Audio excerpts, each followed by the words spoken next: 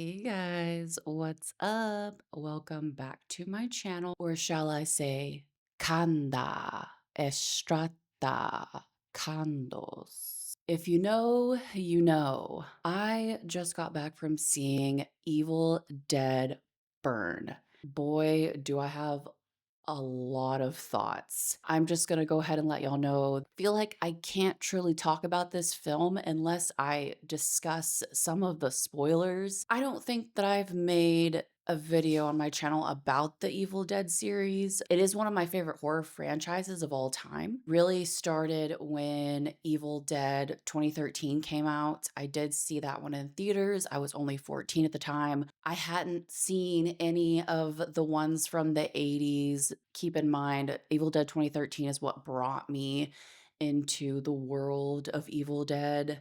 I didn't watch Evil Dead 1, 2, and 3 until much later, like years later. It's really hard to top 2013 for me. So I'm coming in to Evil Dead Burn with love for the original Evil Dead series, love for Evil Dead 2013, as well as Evil Dead Rise, which people were really half and half about. Honestly, I loved Evil Dead Rise. I loved Alyssa Sutherland's character. She's honestly my most favorite Deadite in the entire like Evil Dead universe. So it's really hard to top that for me. Just the way that her character looked, the chaoticness of her as a Deadite, just being completely and utterly like batshit. I thought that she encompassed the whole being a Deadite thing very, very well. So I'm also kind of coming off of that. I'm a little more critical. With that being said, I watched Evil Dead Burn today. It just came out today as I'm filming is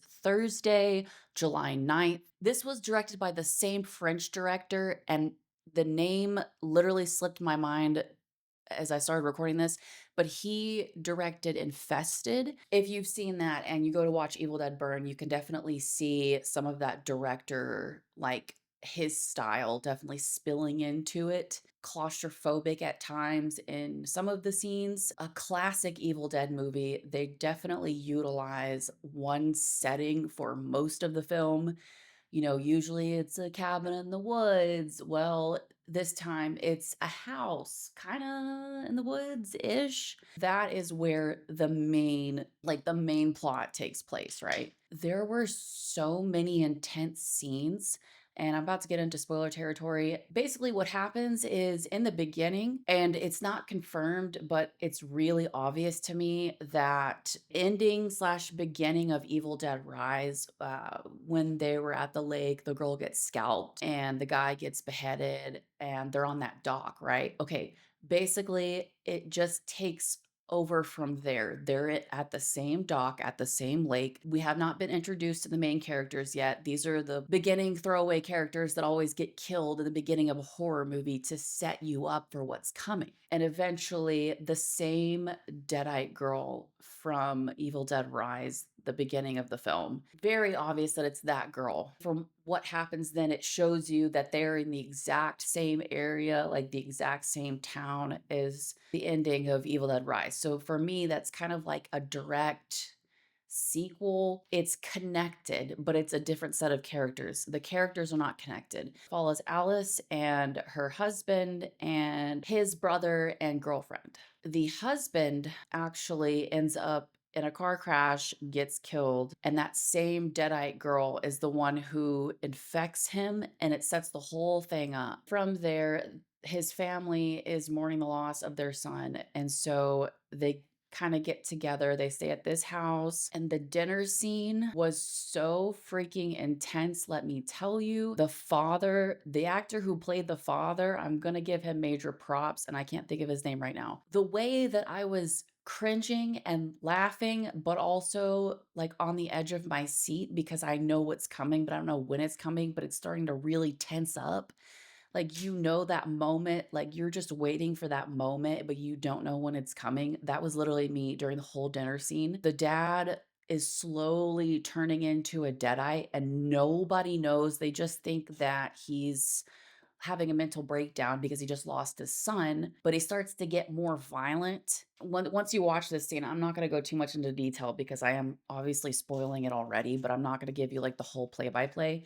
I will say that I did start laughing when he was eating mashed potatoes. He ended up spitting all the mashed potatoes out, but he kept letting the mashed potatoes like drip out of his mouth as he's speaking, like, as he's saying all this shit, and it's just so freaking funny. That's how I felt during that whole dinner scene, and then it just goes completely off the rails.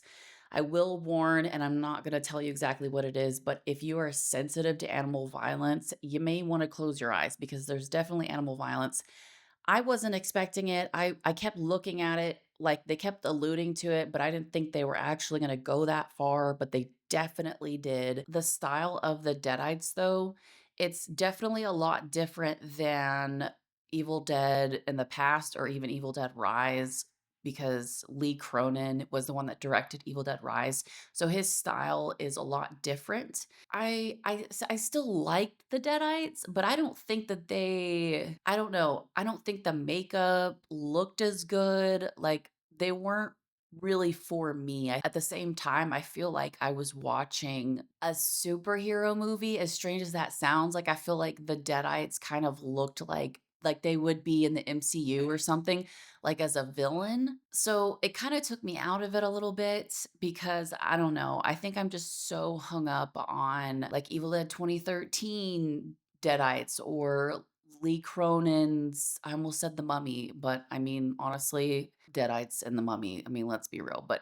his stylization of Deadites, I'm, like, so hung up on it. That part wasn't as effective for me. The acting was stellar, especially from the dad, especially from the lead actress. Everybody, did an amazing job. One of them just a complete I can't say that word on YouTube. One of them is a complete coward, kinda waiting for him to die, like, get turned into a Deadite. It's like, "Dude, you honestly deserve it." He does have a moment of redemption where he finally, like, grows a pair. That kinda quickly just fizzles out. I don't know what I was expecting. I thought maybe he was gonna really get a good redemption arc, just be the one that carries the film, and be one of the final characters that survives. What I will complain about is the use of CGI, and I get it. There's always gonna be CGI, especially in Evil Dead, because some of those things, it's yes, practical effects are a huge part of it, but you can only do so much. Like with the fire, for example, of course, that's gonna be CGI. Like you're not gonna actually burn down a house. But the part that I didn't like, especially in the third act, I was honestly disappointed. Final Deadite is obviously her husband, but he is completely burned because he was in a very fiery car crash, which is understandable, but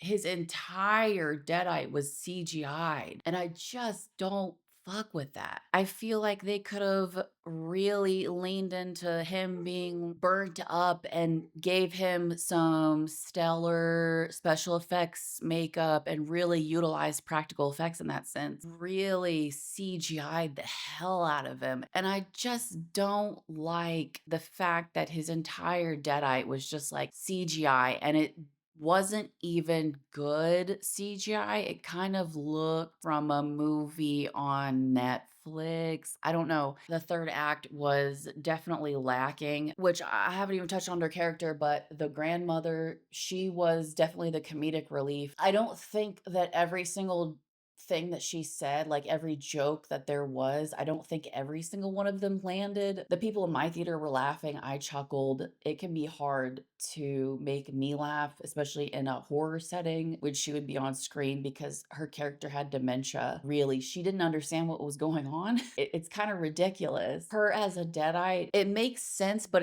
it was definitely a little ridiculous, but it's better than the CGI fiery husband. The plot was deeper than that of Evil Dead Rise, so I will give it that. You know, there's more to these characters, and you kind of don't feel bad for literally any of them except for the final girl. They're horrible people. You'll see it in Evil Dead Rise. I just felt bad for them because, like, they seemed like a good family, like, dang, they really don't deserve this. But the characters in this film, honestly, they deserved it. So I didn't feel bad for them. I don't know. There was a couple of disappointments, right? Maybe they're nodding to the grandfather being Ash, from the original Evil Dead, which, by the way, we never got to see the Book of the Dead. That is a complaint of mine. I was actually excited to see what their version of the Book of the Dead looks like. We just saw, like, basically a journal that had like notes about it and maybe some passages and stuff like that, like copies of it, but not the actual Necronomicon. The characters come across it at some point and they stupidly go, Kanda. Like they literally read it when it says, don't read it, don't write it, like don't do all these things. Oh, time to do all of these things. We don't ever have that type of moment in this film, which is also why I personally feel like this feels like the least Evil Dead movie of the Evil Dead franchise. This is more of my first, like, initial impression on what I thought of the film. Overall, I would say this film is definitely solid. I did enjoy it. I did enjoy the direction that this director took. I were to rate this as of right now, just seeing it once, like the initial first impressions, I would probably say a solid 7 out of 10. I would recommend to go see it, especially if you are a Evil Dead fan. Yeah, those are my thoughts on it. Thank you guys so much for watching. Remember, don't read it, don't write it, don't say it, and don't listen to it, or else you're gonna wake them up and you're gonna turn into a deadite. Okay, bye guys.